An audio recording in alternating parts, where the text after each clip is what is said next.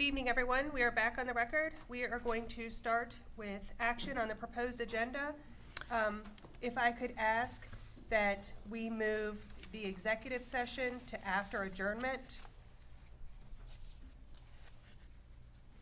So moved. Second. I have a motion by Commissioner Gadway, seconded by Commissioner Curtin. All those in favor? Aye. Opposed? Motion carries. Next on the agenda is action on the proposed summary of actions. Item 4A is November 18th, 2023, joint public hearing. Motion to approve. Second. I have a motion by Commissioner Kernan, seconded by Commissioner Freeland. All those in favor? Aye. Opposed? Motion carries. Next is item 4B, the November 18th, 2023 PC regular meeting summary of actions. Motion to approve. Second. I have a motion by Commissioner Kernan, seconded by Commissioner Tui. All those in favor? Aye. Opposed? Motion carries. Now we will have recognitions of persons attending the meeting. Tonight we have with us Mary Beth Cook, Director of Planning and Zoning. We have Carolyn Sunderland, Deputy Director of Planning, Judy Makel, Deputy Director of Zoning, Christine Fenimore, Principal Planner, Becky Parkinson, the Planning Commission Clerk, and John Mattingly is serving as legal counsel. We will move on to item 6, major subdivisions for final review and action. Tonight we have, we don't have any on the agenda tonight. We'll move on to item 7, applications for site plan review and action. Item 7A, CSPR 142856, Solomon's Condos and Mixed Use.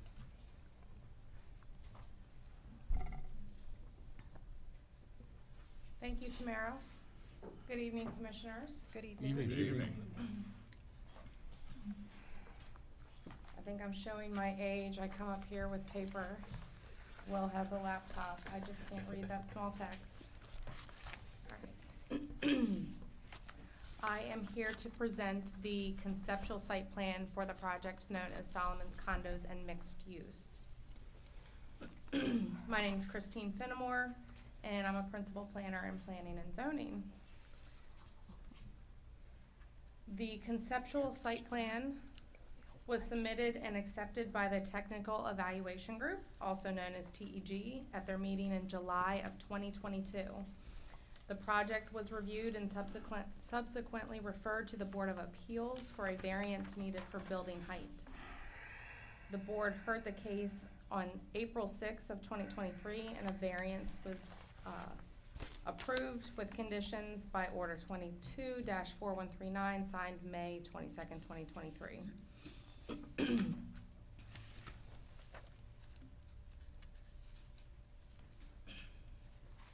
Here you can see an aerial photo of the property.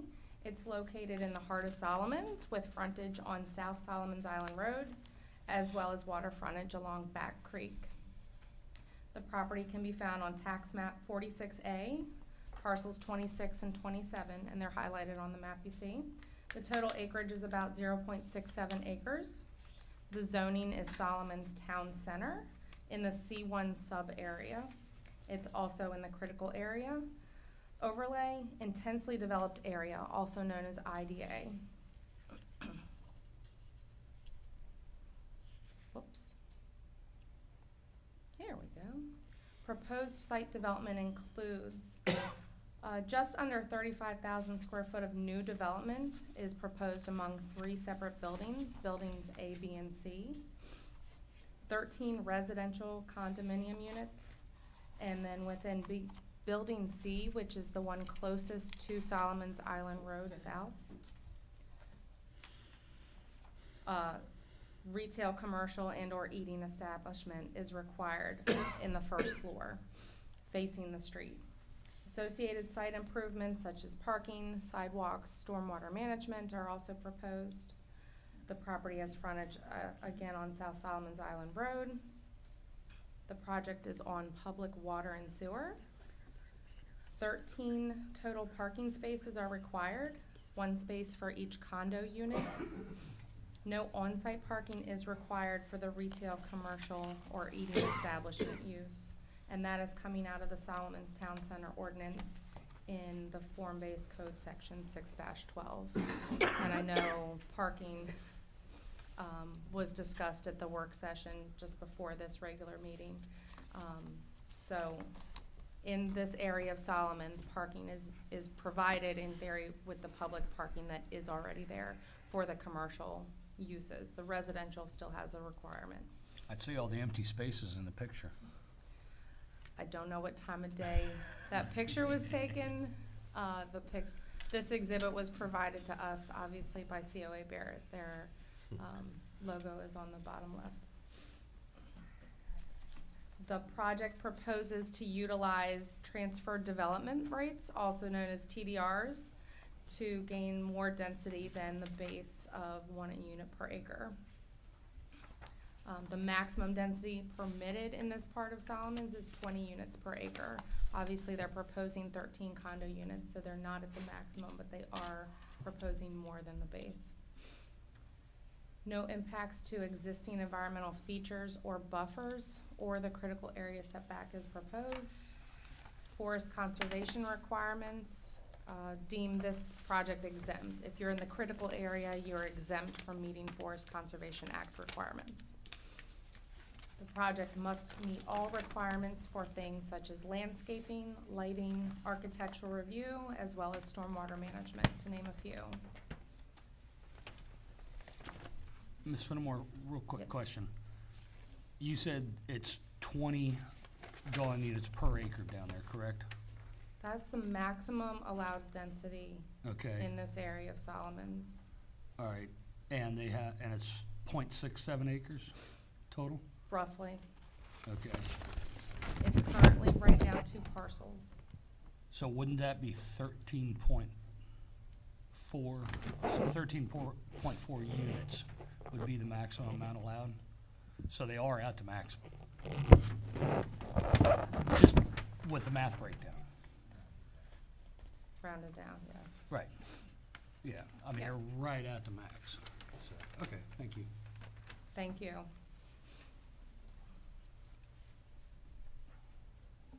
So on this slide, you will see some conceptual building renderings that were received with the initial concept site plan submittal.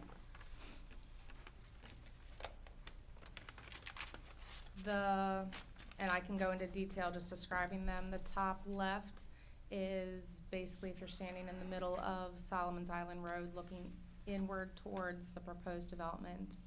The top right is a bird's eye view from Back Creek looking onto building A and B. A being the one that kind of looks like stair steps going towards the water. The bottom left is as if you're in a boat sitting in the middle of Back Creek looking at the site. And then the bottom right is, I believe, looking at building B from the adjacent property to the south, just to give you perspective on where these are coming from. This exhibit, I wanted to include because the previous slide we just looked at didn't have a whole lot of detail as far as the building facing the street. This exhibit was included in what was presented to the Board of Appeals when they went for building height variance. I'm gonna call it the transparent block that you see is not actually proposed. That's really just to show, okay, if you go up 50 feet, here's where the roof line pops out of that, because the variance is 50 feet back from the street and then anything above 45 feet in height. So that's what this exhibit was meant to demonstrate, really, was where does the roof pop out of that 50-foot height. If you only looked at it without an explanation, might think, what am I looking at? So I did want to give a little background to that. Okay, this is a clip of the site plan sheet from the conceptual site plan. Included in your package were sheets 1, 2, and 3 from the conceptual site plan set, this being one of them, and it shows the site layout, the 3 buildings, the site improvements. Again, the project must go through the 3-step process for site plan approval prior to submitting permit applications. Conceptual site plan, which is where we're at, this is a category 1, so it does get presented to the planning commission. The detailed site plan is next. That is more technical, engineering level type of information. They build on the concept plan, and then the final site plan would have to be approved prior to any permit can be submitted. The staff report includes some recommendations from staff as well as next steps. As you can see on page 2, several of the TEG agencies that have reviewed this plan already are listed. They've submitted comments. The staff at this point recommends approval of CSPR 142856, conceptual site plan for Solomon's condos and mixed use, with the following conditions. And there are 7 conditions listed in the staff report. One of which is a replatting is required. Currently, this is 2 parcels. In order to do this, they need to consolidate the 2. And forgive me, I'm getting this project mixed up with another one that's similar, but I believe either they've submitted the replatting already, or it has been submitted and is under review. And then again, as mentioned, building C, which is closest to the road, if the first floor of that building is going to be restricted to either an eating establishment or commercial retail based on what they have submitted. They get the bonus section of 6-12 in the Solomon's ordinance gives you a taller building. It gives you other things that are escaping me at the moment. If you want to get those bonus provisions, you have to record covenants that say that first floor is going to be dedicated to retail, commercial, eating establishments. So that is listed as recommendation 2. The Board of Appeals order was very specific as to what the variance for each building height was. So those, of course, need to be met. And then if you have any other questions for the other recommendations, I can certainly answer them. The next steps are approval with the conditions as listed, approval with modification to the conditions recommended by staff, deferral if you require additional information prior to taking action, or denial of the project. And of course, substantive changes would have to occur before it could be brought back to the Planning Commission. I can entertain any questions on the project. I do also want to mention that the project engineer and the applicant are present for any questions that would be appropriate for them to answer. Christine, are some of the parking spaces under a portion of the building? That's a great question. Yes, some of the parking spaces are proposed to be covered. That's the dotted dash line Yes. The exhibit, on slide 6. oh gosh. The color exhibit, it shows it being covered in that light blue color. So some of that light blue isn't building, it's in fact covered parking. And is that a loading zone at the back of the what would be the retail facility? A loading zone? It looks like one of the parking spaces is much wider than the rest of them. So I think the cover has a column, and if you're looking at the same thing that I looked at a couple different times, the separation of the parking spaces, the striping kind of gets lost in where the column is. Okay. So I don't think there's any that are extra wide. I think it's 2, but there's also a column there to demonstrate where that would be for the cover Of the of that 13 parking. parking spaces that are required, are any of them required to be ADA accessible? Not to my knowledge, no, because they're for private condos. So this would not be a building that would be ADA compliant then? Building has to be ADA compliant. Okay. I think the, Tony, you. Can we hear from, come on up. Sure, if you want to. So the front portion, Tell us who you are first, please. I'm sorry, thank you. My name is Anthony Olexon. I am the principal engineer on this project from COA Barry. The commercial portion that is out front will have ADA accessible entrance from the public sidewalk, but since these are for sale privately owned condos, there's not an ADA requirement for the residential portion of it.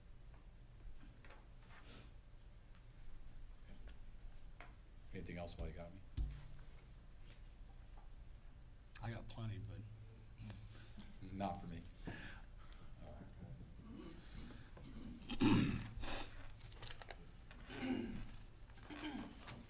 On the ADA matter, I have something. Sure, if you come up and just let us know who you are. Sure, I'm Timothy Holt. I'm one of the applicants. We're not required ADA, but I wanted to mention, these are all single-floor units, and which would be kind of user-friendly to an ADA requirement. Thank you. elevators? Yes.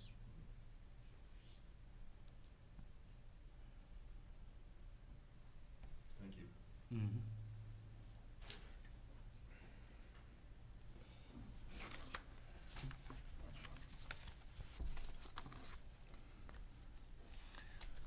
Any other questions, comments? Comments, yes. We've seen here in Prince Frederick, Allnut Court and huge apartment buildings and condos over there across Route 4, 13 point something, right up against that 14 dwelling unit per acre, looks like. And this is going to be the, from what I can tell, the highest density spot in the county at 20 dwelling units per acre.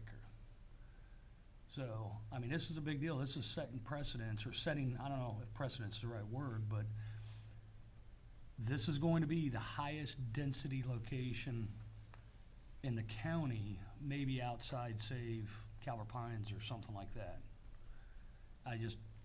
It's right at the 20 dwelling unit per acre mark, and I don't know that there's any other residential dwellings throughout the county that are that high. That's just a comment. Thank you.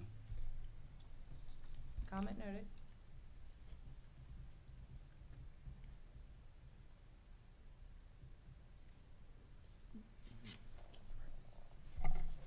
May I be recognized, please? Yes, sir. Thank you. Chris, I just had a procedural question.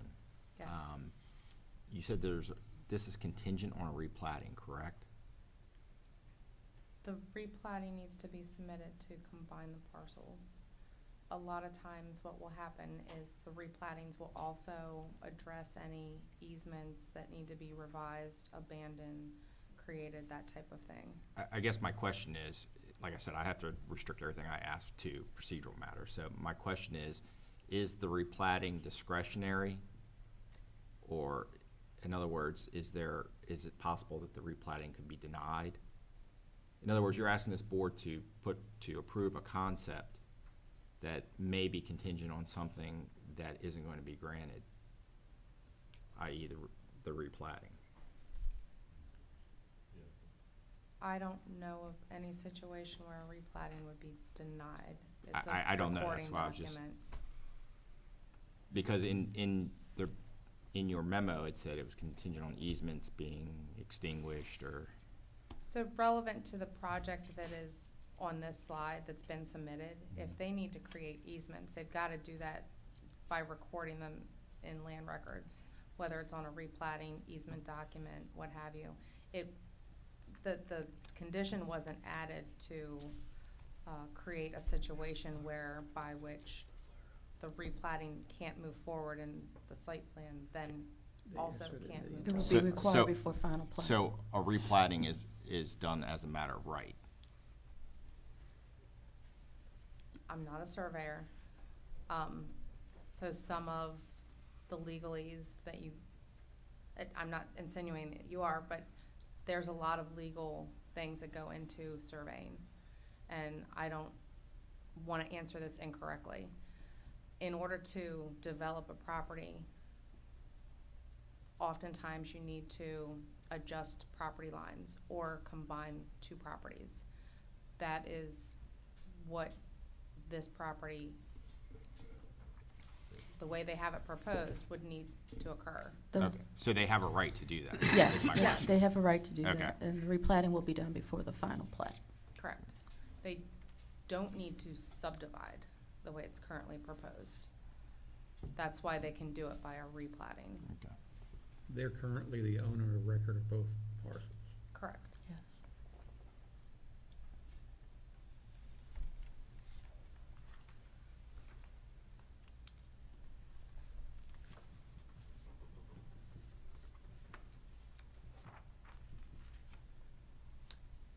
Any other questions? Hearing none, I'll entertain a motion. I'll make a motion for CSPR 14856, conceptual site plan for Solomon's condominiums and mixed use, that the planning commission approve with the conditions as listed above, as recommended by staff. I have a motion by Commissioner Williams. Do I have a second? I'll second that motion. Seconded by Commissioner Tui. Any further discussion? All those in favor? Aye. Opposed? Name. Motion carries. Thank you, Madam Chair. Thank you. Happy holidays, Commissioners. Thank Happy you. Merry holidays. Christmas.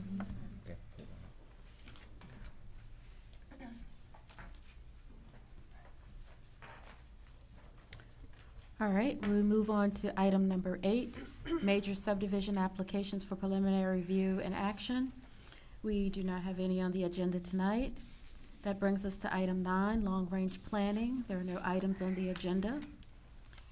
Item 10, items for discussion and/or action. We do not have any. Before I move on to item 11, I would also want to acknowledge for the record recognition of persons attending the meeting. We also have Christine Goldsmith here tonight, Planner 1. Item 11, items of interest. We have before you the site plan and subdivision application list. That is for informational purposes only. If you have any questions, we can entertain those now. Okay, hearing none, we'll move on to item 12, which is public comment. And I'll pass it over to Chris. Thank you, Tamara. I'm Chris Goldsmith, Development Review Coordinator, Planning and Zoning. I am the Zoning moderator.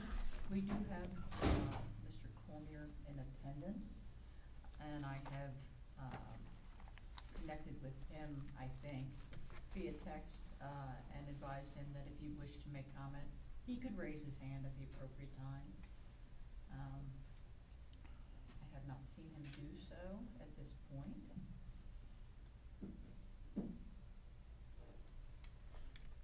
Mr. Cormier, did you have any comment?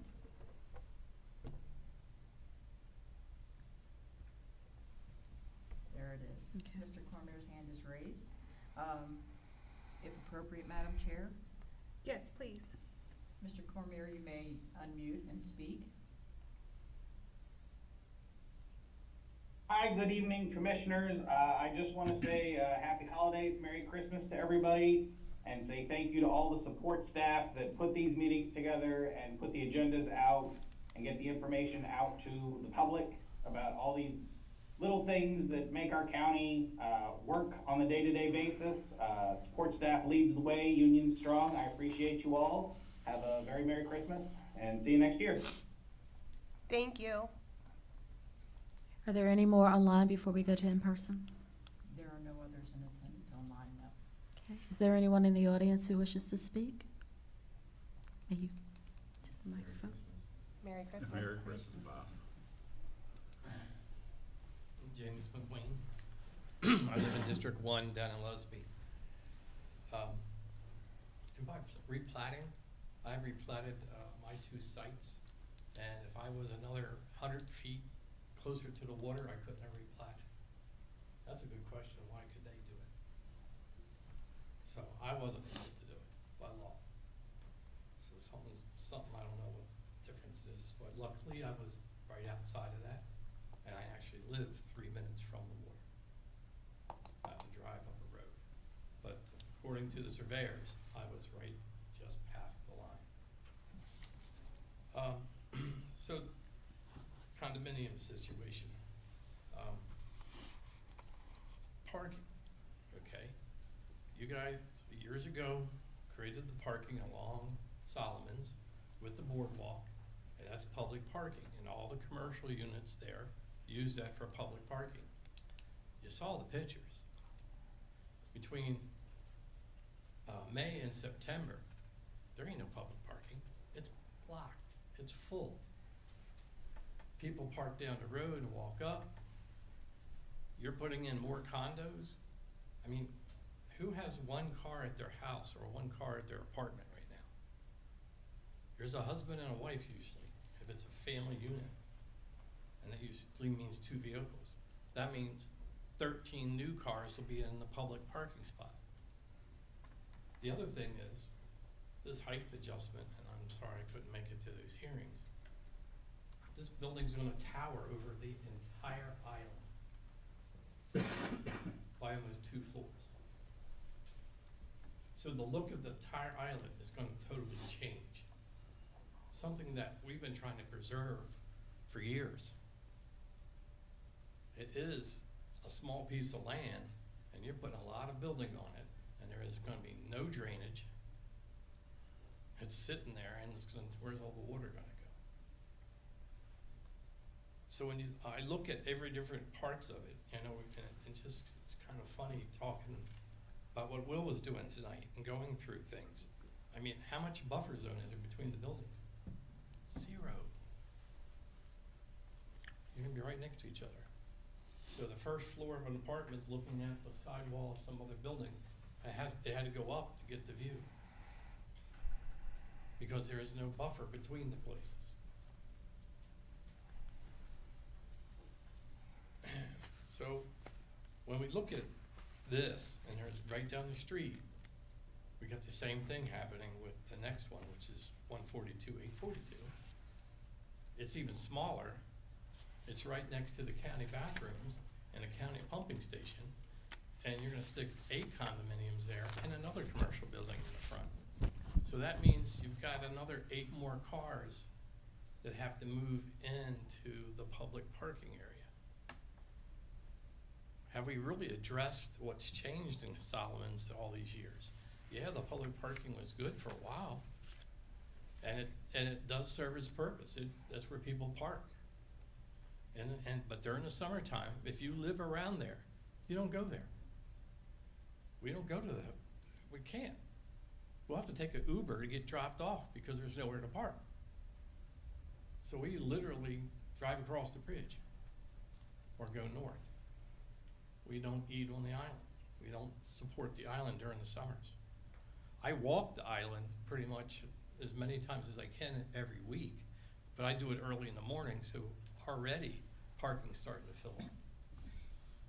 So I understand the need of building, I understand the need of adding things to it, but if you go in a little bit further south of the island on Avalon area. Could you please wrap your comments up? Your time is almost up. Okay, so if you look at that, you'll notice houses going up. They all match, they all look the same, they all fit the same space. And that area looks beautiful. Now we're gonna take this area and then totally destroy the views. And that also, we still got 28 more acres coming up on land that's gonna be up. And so that means you're gonna be putting somewhere in the neighborhood of 500 plus condos on that place by doing this. Because that's just right down the street. That's in the same area. And now you're gonna have more parking, no more public parking. You got issues. You really got to look at this long-term, what it does. Thank you. Thank you. Thank you. Is there anybody else who wishes to speak? We'll move on to item 14, which is adjournment, and then the planning commission will adjourn into executive session to consult with counsel to obtain legal advice. Madam Chair, adjournment. Motion to adjourn.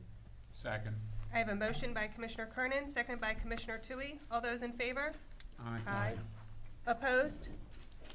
All right, thank you all very much for attending.